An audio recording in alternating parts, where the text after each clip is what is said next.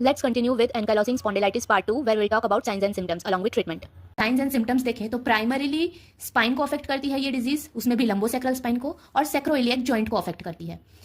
Chronic back pain देखने को मिलेगा और स्टिफनेस ऑफ बैक देखने को मिलेगा। असेंडिंग इन्वॉल्वमेंट है इसमें स्पाइन का, मतलब नीचे से ऊपर तक स्पाइन इन्वॉल्व होगी, नीचे से स्टार्ट होगी। लेकिन पेन जो है वर्स होगा, सबसे ज्यादा देखने को मिलेगा मॉर्निंग में और प्रोलॉन्ग्ड एक्टिविटी के साथ, और बेटर बाय रेस्ट होगा।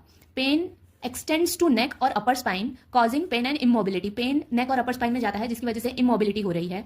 स्टिफनेस हो रहा है थोरैसिक रीजन में, दैट इज चेस्ट रीजन में, उसकी वजह से शॉर्टनेस ऑफ ब्रेथ देखने को मिलती है।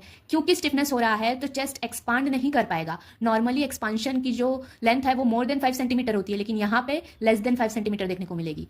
अब क्योंकि ऑटो इम्यून डिजीज है तो सिर्फ स्पाइन को ही नहीं बाकी जगहों को भी अफेक्ट करेगी, तो एक्स्ट्रा आर्टिकुलर मैनिफेस्टेशंस देखने जाएं तो उसमें एंटीरियर यूवीआइटिस देखने को मिलता है, जिसमें आंखें लाल हो जाती हैं और लाइट से सेंसिटिविटी बढ़ जाती है। Most common extra articular manifestation है एंटीरियर यूवीआइटिस।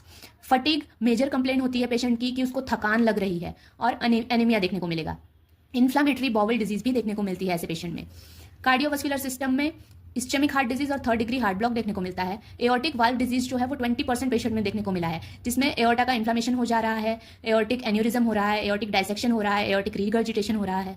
रेस्पिरेटरी सिस्टम में अपर लोब में पल्मोनरी फाइब्रोसिस देखने को मिलता है, लेकिन ये बहुत ही ज्यादा रेयर कंडीशन है।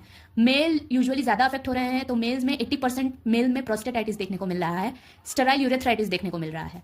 एग्जामिनेशन करेंगे तो शॉबर्स टेस्ट किया जाता है, जिसमें हम फ्लेक्सिबिलिटी ऑफ स्पाइन चेक करते हैं। तो हम पेशेंट को बेंड होने बोलते हैं, तो बेंड होने पे नॉर्मली पर्सन जब बेंड होता है तो लेंथ जो होता है वो मोर देन 10 सेंटीमीटर देखने को मिलता है, लेकिन शॉबर्स टेस्ट जिसमें पॉजिटिव आ रहा है उसमें लेस देन 10 सेंटीमीटर लेंथ देखने को मिलेगा। टॉकिंग अबाउट इन्वेस्टिगेशन, तो एक्सरे करवाएंगे। एक्सरे में स्क्वायरिंग ऑफ वर्टिब्रा देखने को मिलेगा, क्योंकि बोनी आउटग्रोथ हो रहा है उसकी वजह से। बैम्बू स्पाइन देखने को मिलेगा लेटर स्टेजेस में, फ्यूजन हो जाएगा वर्टिब्रा का उसमें। डैगर साइन देखने मिलेगा, जिसमें ऑसिफिकेशन हो जाता है सुप्रास्पाइनस और इंटरस्पाइनस लिगामेंट का। एमआरआई भी करवा सकते हैं, अगर हमें एक्सरे पे नहीं डिटेक्ट हो रहा है तो एमआरआई करवा सकते हैं, और एमआरआई अर्ली इन्फ्लामेशन डिटेक्ट कर लेता है, अर्ली स्टेजेस में डिटेक्ट कर लेगा। इंक्रीज्ड इन्फ्लामेटरी मार्कर्स ईएसआर और सीआरपी बढ़े हुए मिल सकते हैं। रूमेटॉइड फैक्टर नेगेटिव होगा, HLA-B27 पॉजिटिव मिलेगा। ट्रीटमेंट की बात करें तो नॉन फार्माकोलॉजिकल ट्रीटमेंट में exercise, physiotherapy, heat and cold therapy भी दे सकते हैं।